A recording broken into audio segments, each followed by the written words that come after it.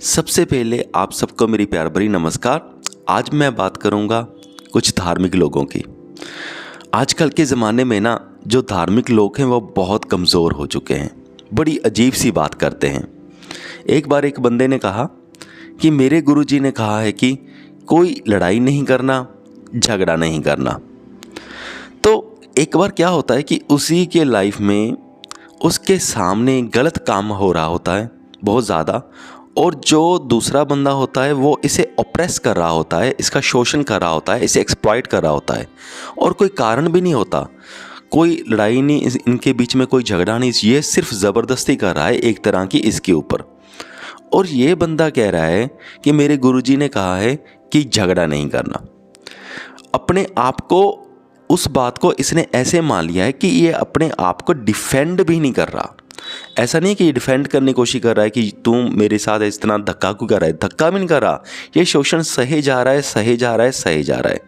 और जब इससे पूछा जाता है कि तुम ये शोषण क्यों सह रहे हो, तुम क्यों कुछ नहीं कह रहे हो, वो कहता है कि मेरे गुरुजी ने कहा है कि कोई लड़ाई नहीं करना, कोई झगड़ा नहीं करना। मतलब ये कैसी, मतलब ये कैसा धर्म हुआ, ये कैसी धार्मिक शिक्षा हुई जो इसके गुरुजी ने दी है। मुझे तो समझ में नहीं आता कि हमें अपने आप को तो डिफेंड करना चाहिए। यही तो सिखाया है महाभारत में भी। कृष्ण जी ने भी फाइट ही तो की, लड़ाई ही तो की। ऐसा थोड़ी किया कि कौरव उनके ऊपर अत्याचार कर रहे थे और वो सहते रहे। तो ये बहुत ही अजीब तरह के लोग हो चुके हैं आजकल के धार्मिक। और दूसरी बात यह है कि जब इससे पूछा जाता है कि ऐसे तो वो तेरा शोषण करता जाएगा, तो वो कहता है कि परमात्मा देख रहा है, परमात्मा देख रहा है, जो ये कर रहा है इसका फल उसे मिल ही जाएगा। तो ये सोच अगर ऐसे रखोगे तो फिर अपने आप को डिफेंड कैसे करोगे। अगर देखा जाए तो महाभारत का सीन ही देखे तो अगर पांडव ये सोचते रहते चलो कोई बात नहीं, जो दुर्योधन कर रहा है उसे करने दो, इनके कर्मों का फल तो इन्हें मिल ही जाएगा, तो फिर महाभारत का युद्ध होता ही ना। श्री कृष्ण जी ने खुद पांडवों को, अर्जुन को इनकरेज किया कि तुम युद्ध करो, अपने आप को बचाने की कोशिश तो करो। God helps those who help themselves, ये बात तो हम सब ने सुनी है। तो ये भी उसके कर्मों का उन्हें फल तभी मिलेगा ना अगर तुम कुछ करने की कोशिश करोगे।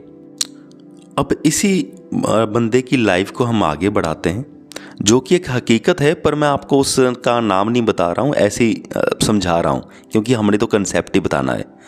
अब एक और बंदा था, सपोज करो ये वाला, तो इसने देखा कि इस बंदे के साथ शोषण हो रहा है, तो इस बंदे ने इसकी मदद करनी चाहिए। और किसके अगेंस्ट? उसी शोषक के अगेंस्ट, उसी एक्सप्लॉइटर के अगेंस्ट। तो जब ये बंदा इसकी मदद कर रहा था, इसके अगेंस्ट कर रहा था, तो क्या होता है, इस बंदे को पता चल गया कि ये बंदा इसकी मदद कर रहा है। तो अब क्या हो गया, अब इन दोनों के बीच में क्लैश हो गया, इन दोनों के बीच में झगड़ा हो गया। यानी कि ये नेगेटिव पर्सन था और ये वाला पॉजिटिव पर्सन था। तो अब बात क्या आती है, अब जो ये था थर्ड पर्सन, और जो पॉजिटिव पर्सन था ये इसके पास जाता है और वो कहता तू मेरी थोड़ी सी मदद कर देगा भी, तेरे थोड़ा सा कहने से मैं इसके ऊपर जीत सकता हूँ। तो तब इस पर्सन ने पता क्या कहा, जो कि सो कॉल्ड धार्मिक था, उसने कहा कि मेरे गुरुजी ने कहा है कि कोई भी लड़ाई नहीं करना, कोई झगड़ा नहीं करना। तो अब इसने कहा मैं तुझे लड़ाई झगड़ा करने को नहीं बोल रहा हूँ, वो तो मैं ही लड़ाई कर रहा हूँ, बस तेरी तो मुझे थोड़ी सी हेल्प चाहिए, सिर्फ 1% हेल्प चाहिए, क्या तू वो मेरी करेगा? वो कहता, ये वाला पर्सन कहता नहीं नहीं, कहता मैं नहीं करूँगा। कहता फिर ये कहता तू फिर कैसा धार्मिक पर्सन हुआ? अगर तू सत्य की मदद नहीं कर सकता तो कैसा धार्मिक पर्सन हुआ? तो फिर ये कहता है अगर मैं गलत के साइड नहीं खड़ रहा, तो अगर मैं तुम्हारी साइड नहीं खड़ रहा तो मैं गलत पर्सन के साइड भी नहीं खड़ूंगा। तो मेरे गुरुजी ने यही कहा है।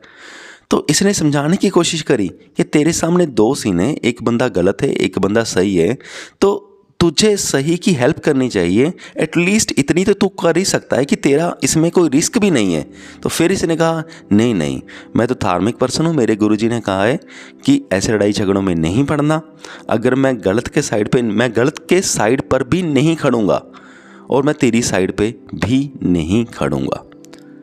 तो ये मुझे समझ में ऐसा नहीं आया। अगर रामायण की बात करें तो देखिए, जो विभीषण जी थे, विभीषण जी ने जब देखा कि मेरे जो भाई हैं वो ही गलत हैं, तो फिर अपने वो भाइयों को छोड़ करके श्री राम के पास जाते हैं उनकी मदद करने के लिए। क्योंकि हमारे धर्म में तो ये सिखाया गया है। अगर कई लोग होते हैं जो रामायण को एक कहानी मानते हैं, मिथोलॉजी मानते हैं, सच्चाई नहीं मानते, अगर हम इस कहानी से भी सीखें, अगर कहानी ही मानकर सीख लें, तब देखो विभीषण जी अपने भाइयों को छोड़ करके मदद करने के लिए गए श्री रामचंद्र जी की, और वो न्यूट्रल नहीं रहे। जैसे आजकल के धार्मिक लोग कह रहे हैं कि हम तो न्यूट्रल रहेंगे, अगर मैं गलत के साइड पे नहीं खड़ रहे तो सही के साइड पर भी नहीं खड़ेंगे। पर क्या विभीषण जी ने ऐसा किया? वो न्यूट्रल नहीं रहे, उन्होंने श्री रामचंद्र जी की जा करके मदद करी। हालांकि वो कमज़ोर थे, रावण के साथ वो लड़ नहीं सकते थे, और श्री रामचंद्र जी की भी ज़्यादा बल के पॉइंट ऑफ व्यू से ज़्यादा मदद नहीं कर सकते थे, पर उन्होंने इन्फॉर्मेशन के पॉइंट ऑफ व्यू से तो मदद करी। और हम क्या कर रहे हैं? हम बिल्कुल उल्टा कर रहे हैं। और श्री कृष्ण जी की अगर महाभारत की एग्जाम्पल को उठाएं तो वहाँ पर श्री कृष्ण जी ने लड़ने को कहा, पांडवों को इनकरेज किया कि तुम कौरवों के साथ युद्ध करो और उन्हें हराओ और अपने हक को प्राप्त करो। ये सिखाया है, और हम बिल्कुल ही उल्टे मतलब मान के बैठे। मुझे पूरी उम्मीद है कि आप सबको ये पॉइंट समझ में आ गया होगा। इस वीडियो को यहाँ तक देखने के लिए आपका बहुत बहुत धन्यवाद।